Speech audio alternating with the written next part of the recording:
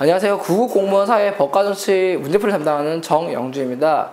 자, 오늘은 4강 들어갈 건데 4강에서는 일단 주제가 민주정치의 발전에 대한 이야기예요. 지금 보시면 아시겠지만은 민주정치 발전 문제가 굉장히 많은 편이에요. 이게 한 파트만 지금 39문제 정도 나와요. 굉장히 많은 편이라서 여기서는 제가 필요한 부분만 지난번처럼 딱딱 끊어서 제가 문제풀이 설명을 드리겠습니다. 마찬가지로 풀리지 않은 부분이라든지 들으실 때 난 이 문제 풀이가 필요하다 싶으면은 이 문제 풀이에 대해서 이제 의견 올려주시면 제가 풀이를 이제 게시물로 올려드리거나 아니면 제가 이제 다시 게시물을 확인해가지고 필요한 부분 제가 올리는 방향으로 제가 진행을 할게요. 자, 들어가겠습니다.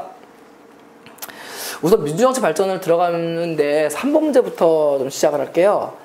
3번 문제는 보통 이제 공무원 기출 문제 나오긴 하는데 보통 우리가 지금 평가원, 즉 고등학생들 수능 문제를 제가 넣었거든요. 그래서 이 이유는 이 민주정치 발전 과정은 본의 아니게 약간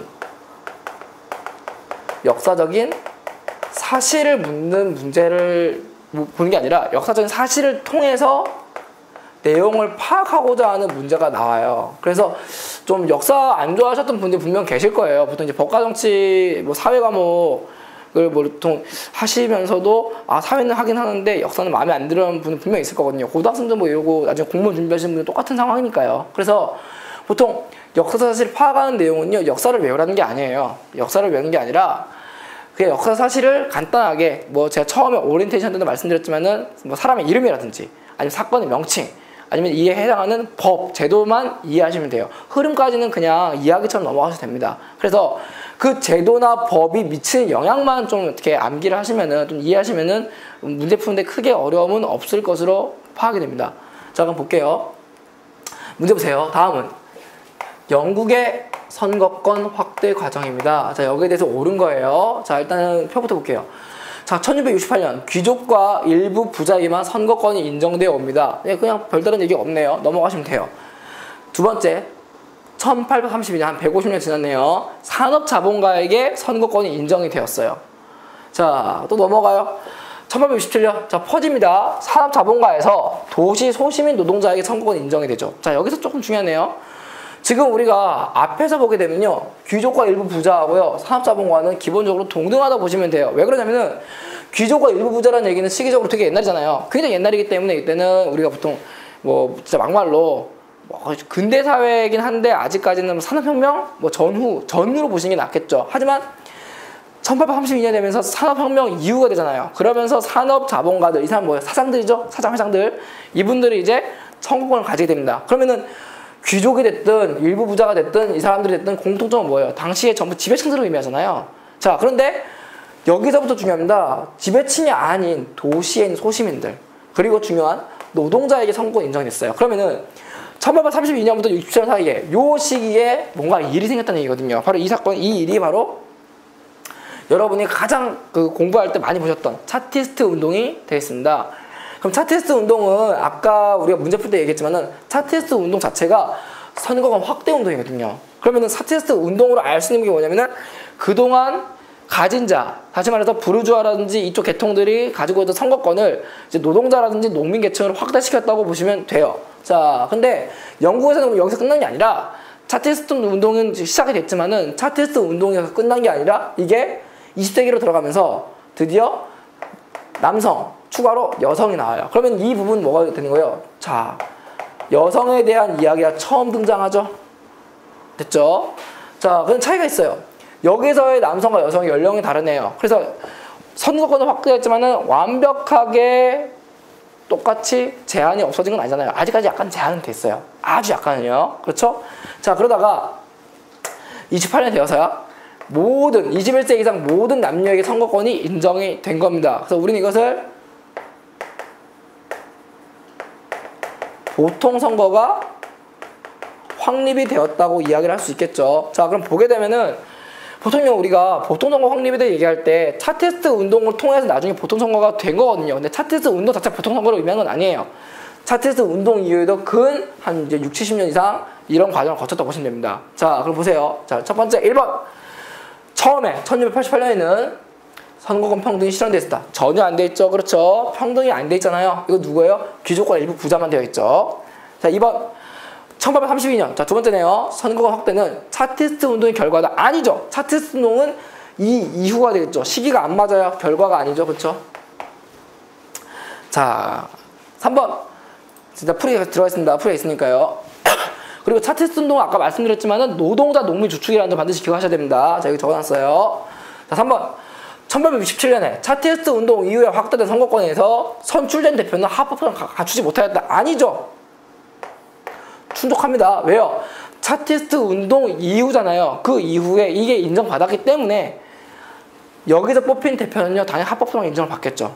자, 요거는요, 좀 이해를 잘 하셔야 돼요. 좀 너무 깊게 들어가시면 틀릴 수 있는 문제예요. 무슨 얘기냐면요, 그 역사 쪽 공부하셨던 분들은 차티스트 운동이 성공적이지 않다고 평가를 많이 하거든요. 뭐 실제로 100% 성공은 아니니까요. 하지만 차티스트 운동이 성공은 실패냐, 그게 중요한 게 아니라 차티스트 운동 이후에 1867년에 성공이 인정이 되었잖아요. 인정이 되었다는 그 말의 의미가 뭐예요? 합법적이라는 의미하잖아요. 그렇기 때문에 3번은 이거와 관련이 없다는 얘기죠. 형식적이든 아니든 간에 합법은 인정된 거니까요.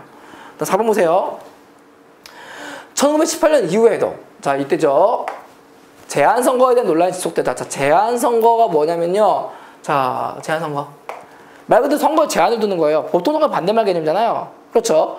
그렇기 때문에 보시면 아시겠지만 보통선거라는 게 일정 나이가 넘어가면은 부자든 가난한 남자든 여자든 상관없이 모두 똑같이 선거권을 줘야 돼요.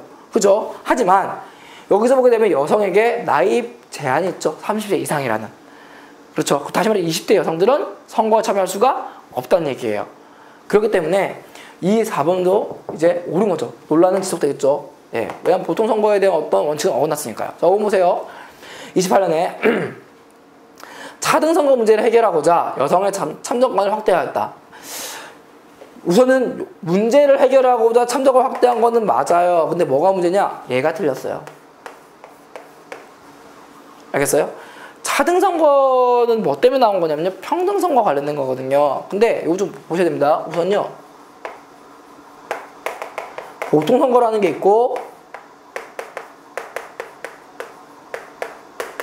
여러분이 고등학교 때도 배웠을 거고요. 그 다음에 이제 뭐 공무원 준비하시면서 되게 흔하게 보는 건데, 구분만 간단히 하시면 돼요. 어렵진 않잖아요. 자, 보통선거. 자, 보통선거는요, 말 그대로 일정한 나이가 넘어가면은 누구나, 자, 일정한 나이만 지나가면요, 누구나 참여할 수 있는 거예요. 그러니까 가장 이제 뭐 기초적인 예를 들면은, 남자는 뭐 오빠는 되고 나는 안 돼, 뭐 남자는 되고 여자는 안 돼, 이런 거는요 평등 문제가 아니에요. 이건 보통선거 위배입니다. 아시겠어요?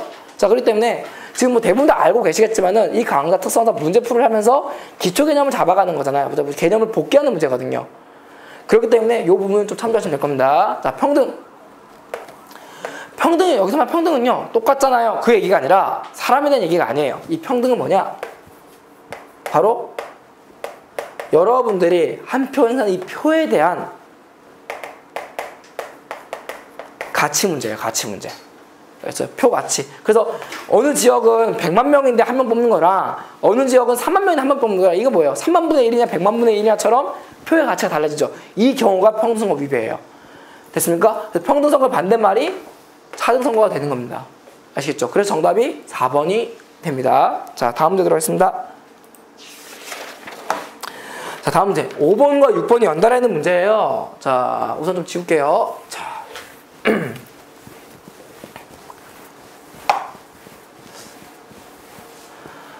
자, 5번, 6번 보겠습니다. 자, 다음은 민주정책 대표적인 두 유형입니다. 물으면 답하세요. 자, 가와 나가 있겠죠. 자, 가는 국민들이 직접 정책 결정을 하고요. 나는 국민들이 대표를 선출하네요. 그래서 정책 결정을 하겠죠. 자, 그럼 보시게 되면은 가는 직접 민주주의고요.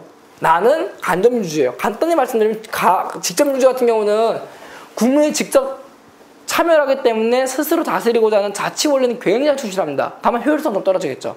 왜냐면 서로 의견이 똑같진 않잖아요. 반면에 나 같은 경우 간접 민주정책은요, 대표를 뽑아요. 대표를 뽑은 다음에 그 대표가 이제 정책을 이제 우선으로 움직이면 되는 거기 때문에 효율적이에요. 하지만 문제가 뭐냐면은 이 대표의 의사가 내 의사와 달리 왜곡될 수 있는 확률이 좀 있다는 점 하나. 두 번째는요, 이 선거를 통해서 대표를 뽑을 때 이 선거가 공정치 못하면 문제가 크게 생깁니다. 그래서 이 선거 공정성도 중요하게 보고 있습니다. 자, 그러면은 직접과 간접에 대한 어루 설명으로 고른 거겠죠? 자, 우선 체크 들어가겠습니다. 자, 우선 보게 되면은 답은 2번입니다. 아, 2번이란다. 자, 1번이죠. 자, 그럼 니은과 리을이 뭐가 잘못된지를 보셔야 돼요. 그럼 니은부터 보게 되면요. 자, 일단 기억부터 보세요. 자체에 원래 충실한 건 가이다. 문제 없겠죠? 넘어가시면 됩니다. 근데 니은 보세요. 자, 시민단체 활성화는 가 실현을 목적으로 한다. 자, 가가 뭔데요? 국민이 직접 개입을 하는 거잖아요. 근데 시민단체는 뭐냐면요. 공익을 우선으로 만들어진 단체란 말이에요. 그럼 모두가 참여할 수 없기 때문에 그 단체에 활동하는 사람들을 중심으로 움직이겠죠. 됐어요? 그렇기 때문에 니은은 직접 민주주의랑 관계가 없다고 보셔야 됩니다. 오히려 따진다면은 간접 민주정치 안에서도 비공식적 참여자 들어갑니다. 그 다음에 디귿. 나에서는 선거의 공동성이 중요한 의미를 갖는다. 맞죠? 왜 그러냐면 간접 민주정치에서 대표를 선출하기 때문에 대표를 선출하는 과정이 선거잖아요. 그래서 얘가 굉장히 중요해요. 선거가 엉망이 되면은 대표를 뽑으나 마나한 상황이 벌어지거든요. 자, 리을. 가는 정책 결정 효율성, 나는 정당성 확보에 유리하다. 자, 우선은요, 이거는 반대 개념으로 봐야겠죠. 정책 결정 효율적이려면은 간접으로 가셔야 되고요. 그렇죠? 정당성 확보는요, 뭐 둘 다 중요하지만은 굳이 따진다면은 저기 가에 더 가깝겠죠. 자, 그렇기 때문에 정답은 1번이 되겠습니다. 자, 그럼 문제 이어갈게요. 자, 6번이네요. 자, 아까 그대로 가면 돼요. 아까 가가 직접, 나가 간접이잖아요. 그럼 문제 보세요. 나와 같은 정치 형태 문제점. 자, 나와 같은 문제점을 개선하기 위한 거죠. 그러면 여러분들은 가는 그냥 생각 안 해도 되고요. 나, 얘만 보세요. 그럼 문제 다시 읽으시면 되겠네요. 간접 민주정치의 문제점을 개선하기 위한 방법이 아닌 것이에요. 아닌 것.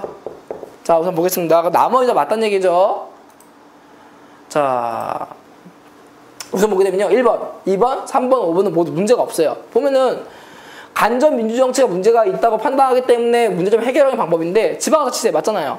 그리고 국민투표 맞죠? 자, 이거 저 체크해 놓을게요. 그 다음에 국민투표 맞죠? 문제 없죠? 세 번째, 부적절한 대표를 물러나게 한다. 자, 부적절한 대표를 물러나게 한다. 어떤 거예요? 우리가 흔히 말하는 국민소환자 또는 주민소환자 되겠죠? 자, 5번도요. 일정수의 국민들이 법률을 제안한다. 법률에 대한 어떤 제안, 발안이 되겠죠. 그죠? 그게 문제가 없어요. 근데 4번 보세요.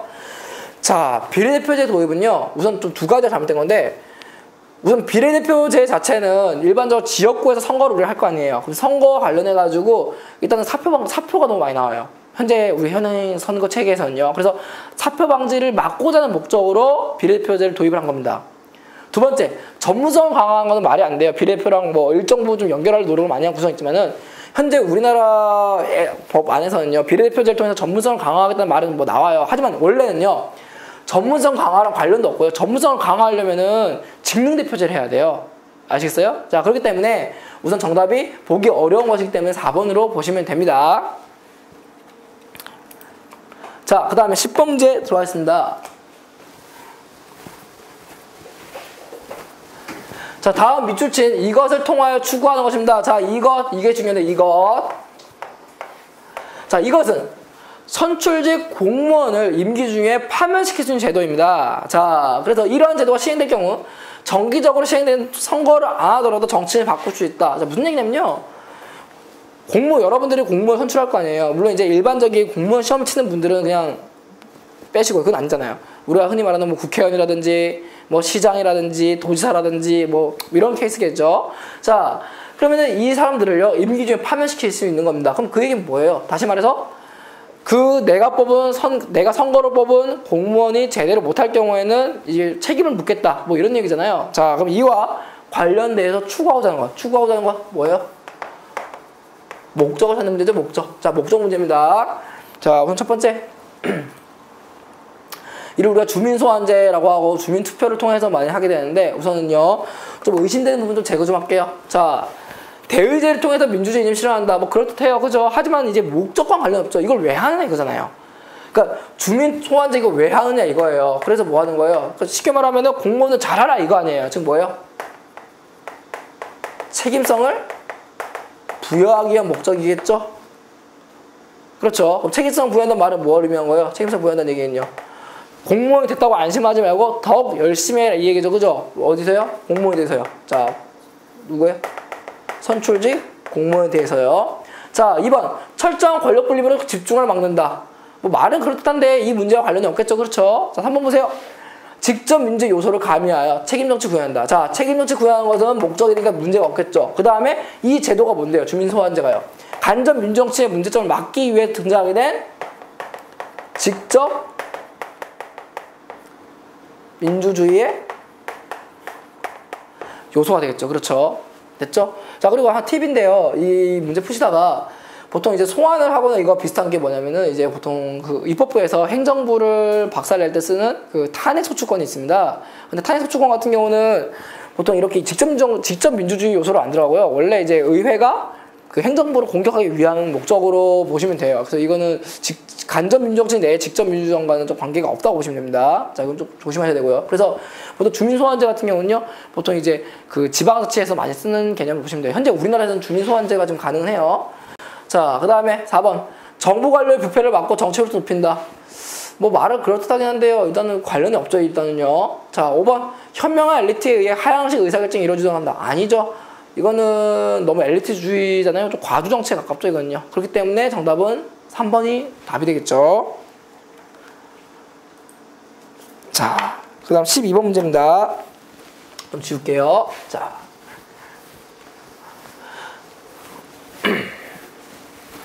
자, 다음은 산업사회에서의 민주정치 과정 도식화 그림으로 표로 나타낸 겁니다. 이와 같은 정치 과정에 대한 진술을 옳은 겁니다. 자, 그림 보시면요. 국민에서 이익집단에서 국회의원으로, 국회의원을 통해서 입법과정이 만들어지는 거거든요. 그러면은 기본적으로는 입법과정 이후에 뭐가 되는 거예요? 뭐 정책이 만들어지거나 뭐 나중에 뭐 이렇게 되겠죠, 그죠? 이게 나중에 여러분들이 배우는 뭐 이제 뭐 투입 산출 뭐 이런 거 관련이 있는데, 그럼 보게 되면은 원래요. 사업사회에서 민주정치 과정을 도식한 거랬잖아요. 그러면 이걸 볼 때 이 그림에서 봐야 될 부분은요. 원래 국민은 당연히 정책을 만들어야 되는데 국민이 직접 만들 수가 없잖아요. 그래서 일단 국민의 모든 의견을 대변한 건 아니지만은 그래서 국민들 중에서 자신들의 특수한 목적을 위해서 그들끼리 뭉친 집단이 있을 거 아니에요. 그렇기 때문에 이 집단이라는 개념을 좀 눈여겨보실 필요는 있습니다. 그리고 국회의원은요. 정당을 의미하겠지만 뭐 정당에서 나오기도 하겠지만요. 이익집단이라든지 뭐 국민도 여기서 국민도 되겠죠. 그래서 국회의원을 통해서 어떤 뭐 권리라든지 어떤 의견을 행사할 거 아닙니까? 그래서 국회의원이 뭐 하는 거예요? 법을 만들잖아요. 뭐 이 과정입니다. 자, 과정이 되는 걸로 옳은 거겠죠? 옳은 거. 자, 우선 첫 번째 직접 민주정치 과정을 보여주고 또 아니죠. 이건 간접이잖아요. 자, 직접이면 국민이 다이렉트로 한 번에 가겠죠? 자, 2번 답이고요. 왜 그러냐면요. 이익집단이라고 해가지고 우리가 볼 때 이익집단이라는 개념을 좀 이해를 해야 돼요. 자, 여기서 적을까요? 자, 이익. 다른 말로는요. 압력 단체랍니다. 뭐 이익단체, 압력단체 같은 말이에요. 그러면은 요 이익집단 같은 경우는요. 우리가 간단히 얘기하면은 첫 번째는 일단 국민 중 하나잖아요. 같은 국민이잖아요. 그래서 국민들 중에서 모두가 아니라 그들만 이익이에요. 특수한 이익을 추구하는 집단이에요. 그래서 이걸 통해 자신들의 이익을 관철시키기 위해서 정부에게 의견을 전달하는 역할을 합니다. 이렇게요. 정부나 또는 뭐 국회가 되겠죠. 하지만 이거를 무시할 수가 없는 게 이걸 통해서 알 수 있는 가장 특징이 뭐냐면 바로 국민들이 여러 가지 성향을 갖고 있을 거 아니에요. 모든 국민이 똑같지 않을 거 아니에요. 그래서 다양한 이익을 추구한다 또는 다양한 의사를 대변할 수 있다. 그래서 이 다양한 이익을 추구하기 위해서 뭐가 만들어진 거예요? 다양한 정책이 만들 수 있다는 것도 간과할 수가 없는 부분이죠. 하지만 아쉬운 부분은 이 이익 집단이 한두 개가 아니다 보니까 충돌하게 되면 이제 난리 나는 거죠. 자, 그리고 또 아쉬운 건 뭐가 있겠어요? 이익 집단은 유일하게 공익과는 상관이 없다는 점이에요. 알겠죠? 그리고 추가로 말하면 또 아쉬운 건 하나 더 있냐면 또 책임을 질 필요도 없겠죠. 뭐 이런 게 좀 간단한 특징이 됩니다. 자, 3번. 자, 이익집단은 정당을 대체하여 정치관에 참여한다. 아니죠. 이익집단은요, 정당을 대체할 수가 없어요. 정당이 하는 일이 국민과 정부를 연결하는 매개잖아요. 이 정당이요. 그렇죠. 그리고 정당은 매개를 하는 힘이 있기 때문에 뭘 가지는 거예요? 바로 책임성을 가지게 돼요. 정당이 이익집단과 다른 점이 이거예요. 만약에 이익집단이 정당을 대체해버리면요. 우선 이익집단은 국민들 중에 한 집단이잖아요. 그러면은 정치과정 참여할 때 문제 생기게 되면 책임을 져야 되는데 이익집단이 책임을 지지 않기 때문에 문제가 발생되기가 굉장히 쉬워요. 그래서 이거는 관련이 없다고 보시면 됩니다. 정당을 대체할 수가 없습니다. 그 다음에 4번. 국민의 입법 과정에 전혀 영향을 미치지 못하고 있다. 겉보기에는 그래 보이죠. 이렇게 안 가니까요. 그죠? 하지만은 국민이 20단을 통해서 또는 20단의 국회의원을 통해서 계속 간접적으로만 영향을 끼치기 때문에 이는 문제가 없다고 보시면 되죠. 예. 아니죠. 그렇죠? 자, 5번.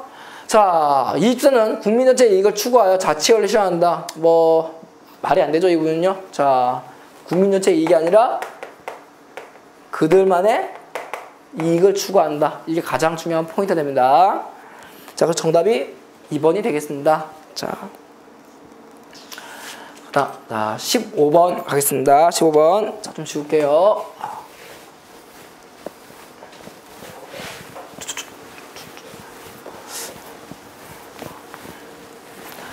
자, 다음과 같은 변화를 통해 기대할 수 있는 정치적 효과로 가장 적절한 거예요. 자, 읽어드리겠습니다. 자, 컴퓨터나 텔레비전, 전화 등이 발달한 사회는 과거보다도 더욱더 직접적인 방법으로 그 사회를 통치할 수 있다. 자, 여기서 조금 포인트가 될 만한 게 나왔네요. 과거보다도 직접적인 방법이 나왔다. 자, 우리 아까까지 계속 간접민주정치 얘기하면서 직접 민주주의 요소가 필요함을 좀 어필했었죠. 근데 오늘날에 이 얘기가 나왔단 말이에요. 자, 우리는 매일 아침 정부 방송의 채널을 맞추고 제의된 정책에 대한 토론을 들을 수 있고, 그리고 컴퓨터 통해 찬반을 할 수 있다. 각 개인의 투표는 중앙으로 집단되고 결과는 당연히 발표된다. 뭐 이런 내용이죠. 자, 그럼 우선은 시대적으로 봤을 때 지금 우리가 정보화 사회를 가고 있단 말이에요. 정보화 사회를 가고 있다 보니까 여러 미디어들이 나오겠죠. 그 미디어를 접함으로써 우리가 정치 참여가 더욱더 능숙해지고 유리한 부분을 의미한 거예요. 그럼 이 얘기 무슨 의미하는 거예요? 바로 전자민주주의를 의미하겠죠. 그 전자민주주의를 통해서 뭐예요? 정치 의사를 높일 수 있다. 즉 뭐예요? 참여율이 올라가기 때문에 본인 정치적 의사 반영을 하기가 쉬워진 거죠. 과거에 비해서. 그렇죠? 그럼 이 문제, 전자민주주의의 정치 효과를 가장 적절한 문제겠죠. 자, 그럼 이와 관련된 정답은요. 자, 5번입니다. 자, 우선은 1번부터 4번까지 몇 틀린지 보겠습니다. 자, 1번. 입법 과정 능률을 제고할 수 있다. 입법 과정은요, 법을 만드는 과정이잖아요. 그럼 주로 이제 국민들이 직접 나설 수가 없겠죠. 그렇기 때문에 이건 관련이 없다고 보시면 되고요. 두 번째, 2번. 대표의 원리를 보다 잘 실현할 수 있다. 이건 대표를 뽑는 과정을 의미한 거잖아요. 뽑는 과정이라든지 또는 뽑을 때 어떤 정치적 홍보 정도밖에 없어요. 자, 원리를 잘 실현하기는요, 관련이 없습니다. 아까 말씀드렸지만은 전자민주주의를 하는 이유는요, 참여율을 높음으로써 정치적 의사반영을 높이는 게 문제랬죠. 3번. 주민의 인간다운 삶을 실현할 수 있다. 인간다운 삶은요, 보통 이제 우리가 좀 기본권 보장이라든지 또는 사회권, 복지와 관련된 내용들이 주가 됩니다. 그다음 4번. 주민의 정치적 도덕성 향상을 기여할 수 있다. 아, 이거는 알 수가 없죠. 모든 주민들이 통제받는 세상이 아니라 모든 주민들이 알아서 자율적으로 움직이기 때문에 이건 기대할 수가 없고요. 그 다음에 전자민주주의를 한다 해가지고 무조건 사람들이 도덕적이지는 않아요. 이걸 만약에 조작할 수 있는 문제가 발생할 수 있을 거 아니에요. 뭐 가뜩이나 지금 IT가 발달하고 SNS도 발달하고 이런 사회적 분위기에서 모든 사람들이 도덕적이를 기대하기는 좀 어려운 사회거든요. 오히려 뭐 민낯이 더욱더 잘 드러나는 사회인데요. 자, 그렇기 때문에 4번이 관련이 없습니다. 그래서 5번. 주민의 정치적 의사를 보다 잘 반영할 수 있다. 네, 그렇죠. 전자민주주의 특징이 뭐냐면 주민들이 정치 의사를 잘 반영할 수 있는 환경이 마련되었기 때문에 당연히 참여율이 올라갈 것이다. 이렇게 되겠습니다. 자, 정답이 5번이 되겠고요. 자, 다음 문제 들어가겠습니다. 자, 17번.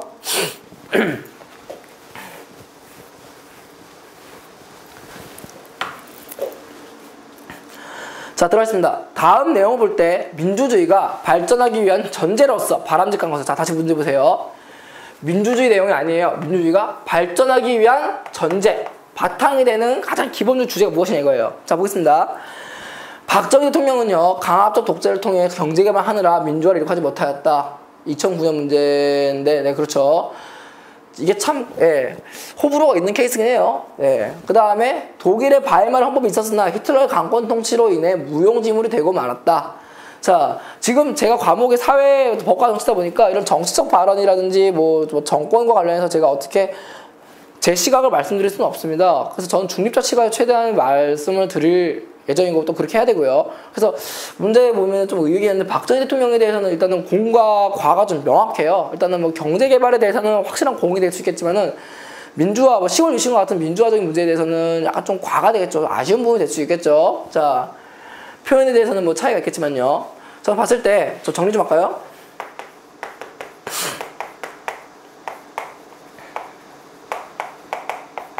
박정희 대통령하고요. 그 다음에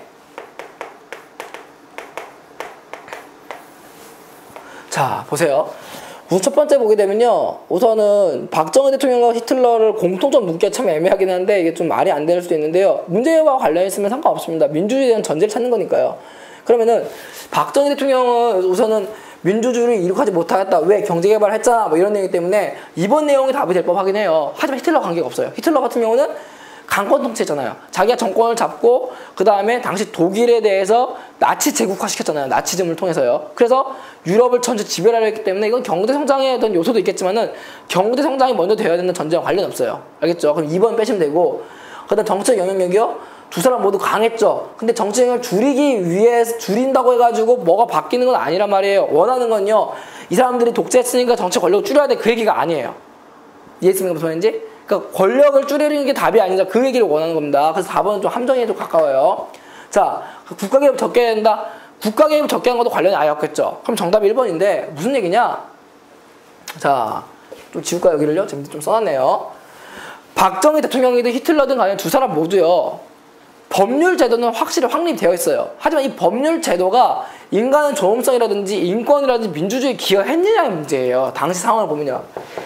아무래도 저보다 나이가 많으신 분들, 뭐 40대, 50대 분들 같은 경우는 이 부분에서는 뭐 이제 호불호 좀 갈리거나 아니면 좀 판단 좀 있으실 거고, 좀 저보다 어리신 분들, 뭐 10대는 여기 이 강의에서 없겠죠. 한 20대 분들께서는 여기에 대해서 일단 책으로 대부분 배운 세대예요. 물론 저도 책으로 배운 세대고요. 그럼 봤을 때 우선 박정희 대통령 때 법이 없는 건 아니잖아요. 법치주의는 확립이 돼 있어요. 하지만 그 법이 인간의 존엄성 확립을 시켰냐, 인간의 존엄성 발달을 했느냐에 대해서는 넌센스겠죠. 왜냐하면 시골 유신이 있었으니까요. 마찬가지로 히틀러 때도 자기가 정권을 잡으면서 당시에 가장 선진화되었던 바이마르 헌법을 거의 무용지물로 만들었어요. 그래서 대표적으로 뭐 유태인들을 합법적으로 탄압할 수 있는 법을 만들었으니까요.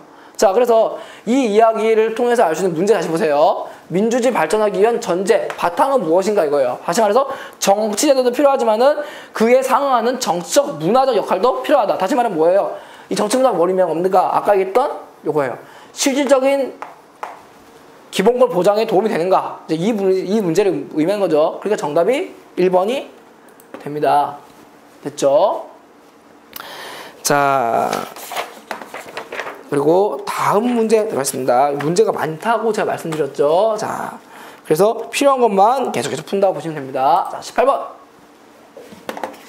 자, 네, 보세요. 다음과 같은 주장이 실현된다고 할 때 나타날 수 있는 현상으로 보기가 어려운 겁니다. 자, 볼까요? 자, 참여민주주의를 구체하기 위해서는요, 행정 절차, 입법 절차에 대한 청문회와 공청회 제도의 광범위한 도입, 그리고 국회의원들의 입법활동 및 의정활동 감시, 나아가 법원의 인사와 부당한 판결에 대한 비판을 통해 사회 구성원 참여를 활성화 방안을 생각할 수 있다. 좀 길죠? 물론 이러한 비판과 감시를 통한 구성원 참여는 한국 정치의 역사적 경험을 비추어 국가 권력의 축소, 국가에 대한 시민사회의 상대적인 강화, 국가에 대한 권력 분리 강화, 그리고 독과점적인 제도, 언론 횡포를 방지를 추구하는 선상에 실천돼야 할 것이다. 뭐 이런 내용인데 말이 굉장히 길어요. 이렇게 굉장히 길게 나오게 되면요, 일단 뭐 어떻게 해요? 줄여야겠죠. 자, 보게 되면 대충 이런 내용이에요. 사회 구성원들이 참여가 과거에 비해서 굉장히 강화가 됐어요. 그럼 강화가 되는 말은 이 참여민주주의가 발달해야 된다, 발달할 수밖에 없다, 뭐 발달에 영향을 끼친다, 뭐 이런 내용이 되겠죠. 발달 과정인데요. 자, 근데 쭉 내려가시다 보면 어떤 내용이에요? 자, 중간부터. 자, 구성원 참여는 뚜뚜뚜뚜 보게 되면은, 자, 수많은 집단의 이해관계가 충돌되었어요.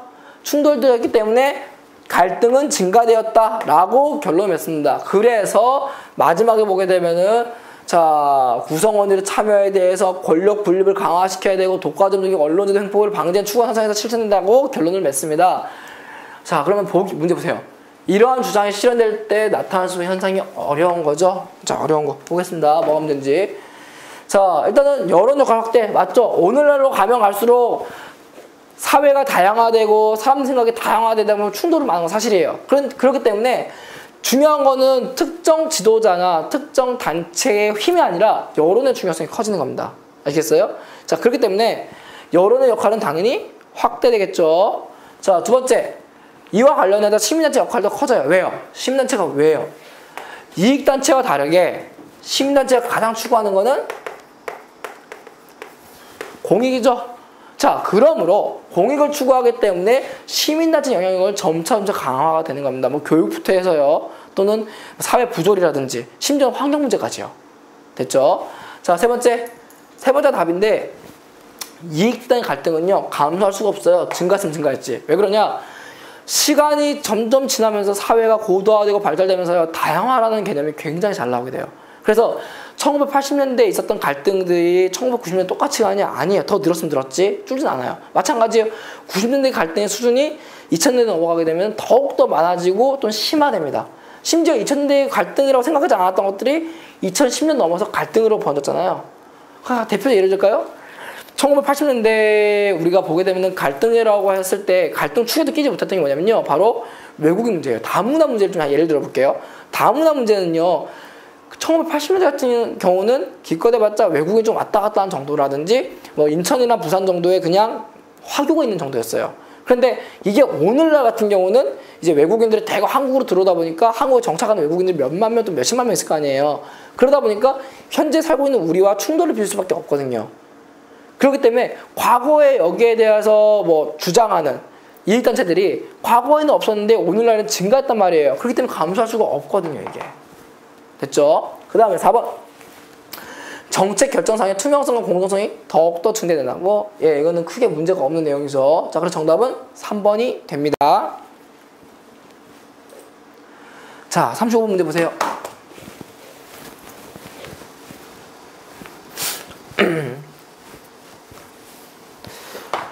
자, A에서 B로 변화한 사회에 나타나는 정치적 상황에 대한 적절한 설명을 고른 겁니다. 우선 문제는요, 약간 평가원 문제긴 한데요. 네.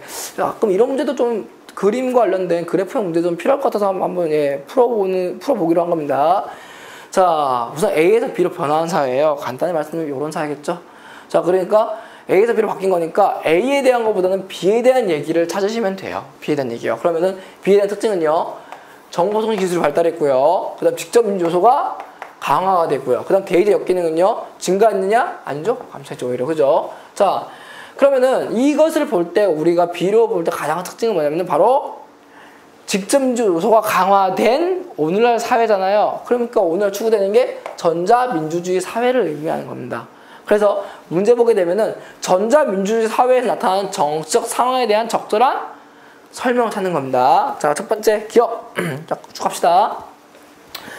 자, 기억은 되죠. 정치적 정보 접근성이 향상되죠. 그러니까 옛날과 다르게 오늘날은요, 하다못해 구글링 해도 되잖아요. 뭐 네이버 쳐도 되고요. 그러니까 정보 접근성이 굉장히 편해요. 하다못해 뭐 정부 홈페이지 가면 다 있잖아요. 그렇죠? 기본적인 정보는 모두 게시해야 되고요.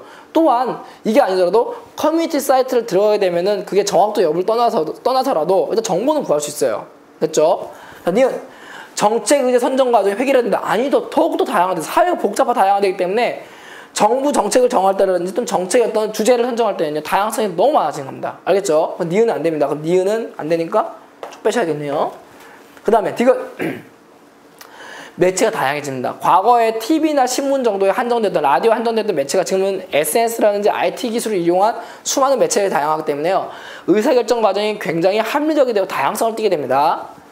그 다음에 리을. 대면 정치 비중 강화로 정치적 역동성이 증가한다. 아니죠. 대면 정치란 말은 직접 보고한 정치잖아요. 즉 사람과 사람, 즉 뭐예요? 어떤 촉감, 페이스 투 페이스를 의미하는데 요새는요, 요즘 같은 때는 대면 정치보다는 아무래도 간접 정치겠죠. 뭐 어떤 뭐 국회의원 보니까 뭐 SNS 정치라고 해가지고 뭐 트위터 맨날 쓰시는 분들도 계시잖아요. 마찬가지예요. 정치 역동성 증가하기 위해서는 대면 정치가 아니라 네, 간접 접촉이 되겠죠. 인터넷이라든지 SNS가 대표적이죠. 그 다음에 미음, 쌍방향 의사소통으로 국민의 정책 결정 참여가 확대된다. 상대적으로 그렇죠. 과거에 비하면은 그렇습니다. 자, 다음 문제 들어갈게요. 자, 문제가 훅 넘어갑니다, 이제. 자, 36번인가요? 네, 36번. 다음 제도의 정치적 효과로 옳지 않은 겁니다. 다음의 정치적 효과로 옳지 않은 거.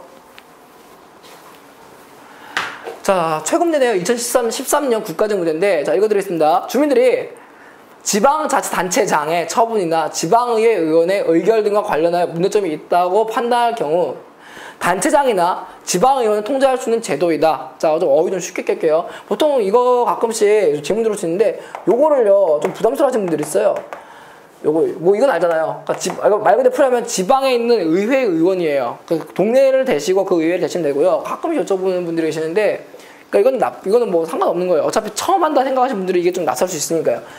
지방자치단체장이면요 그냥 자기 동네 이름에 그 시장이나 군수 대시면 돼요. 그 지방자치가 동네니까요. 자, 아무튼 단체장, 시장 또는 군수나 지방의원들, 그 뭐 시의원이나 구의원 뭐 이런 분들이 군의원이죠. 자, 이런 분들을 통제할 수 있는 제도이다. 일정한 절차를 거쳐서 해당 당사자에게 소명, 뭐 해명할 수 있는 기회를 주고요. 주민투표를 통해서 임기 중인 단체장이나 지방의원을 교체할 수 있다. 끌어내릴 수 있다는 얘기죠. 자, 그럼 이 제도는요 주민소환제입니다.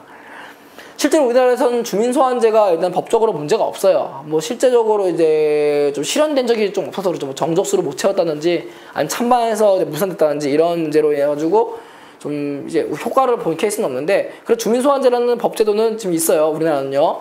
자, 그럼 이걸 통해서 알 수 있는 것과 관련 없는 것. 자, 이거죠. 우선은 딴 거는 다 되는데 이게 안 되는 거죠. 보세요.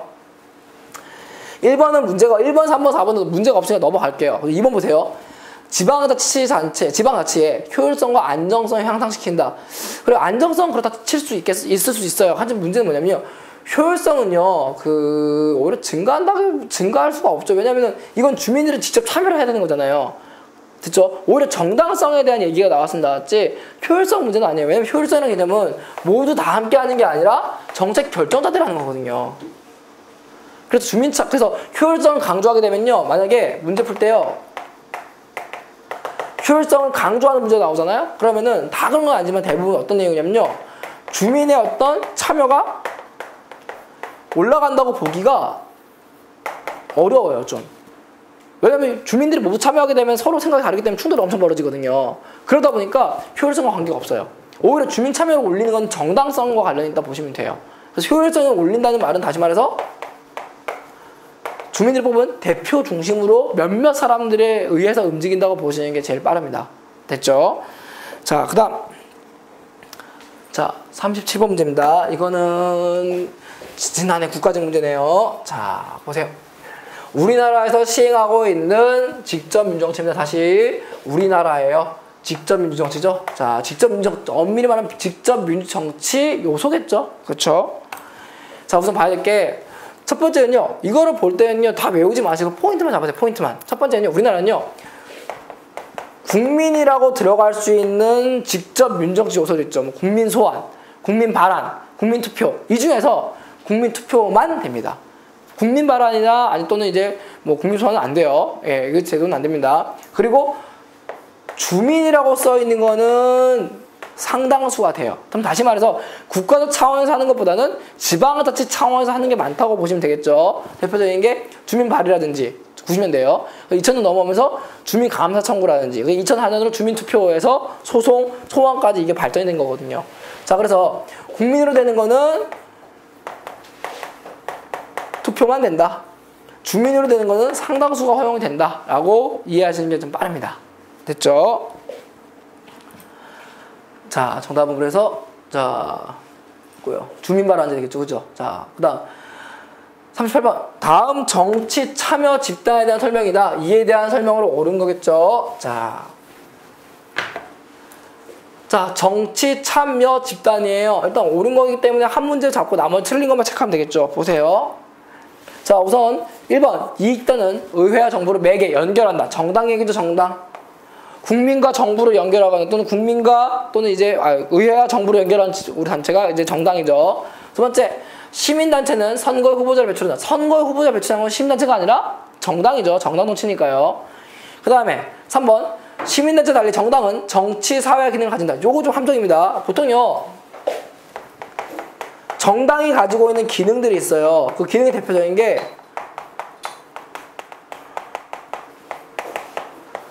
정치사회화거든요. 정치사회화라는 건 어떤 거냐면 정치적인 이슈라든지 정책에 대해서 국민들이 100% 다 이해할 수가 없어요. 어떤 국민들은 이해가 되는데 어떤 국민들이 이해 못할 거 아니에요. 그래서 이것을 계속 이슈화시키고 언론을 통해서 이를 사회적으로 확대시키고 사람들이 이해하게끔 또는 이제 관심을 갖게 만드는 게 정치사회화거든요. 기본적으로 정당에서 많이 합니다. 하지만 정당만 하는 게 아니고요. 시민단체에서도요. 이 정치사회가 가능합니다. 이슈를 만들어내는 거니까요. 그래서 정치적으로 사회화시켜서 사람들에게 인식을 시키고자 하는 거거든요. 자, 그래서 시민단체와 달리가 아니라 시민단체도 가능한 겁니다. 4번. 자, 이익집단과 시민단체는 모두 비영리성. 아니죠. 이익집단은 영리성이에요. 시민단체만 비영리예요. 알겠죠? 그 정답이 5번이 됩니다. 자, 39번. 마지막 문제네요.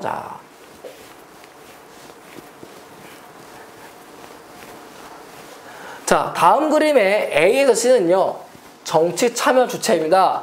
이에 대한 옳은 설명을 보고해서 고른 거예요. 자, 2014년 약간 수능 문제 같죠, 그죠? 하지만 이거는 경찰직 문제예요. 자, 공무원 문제입니다.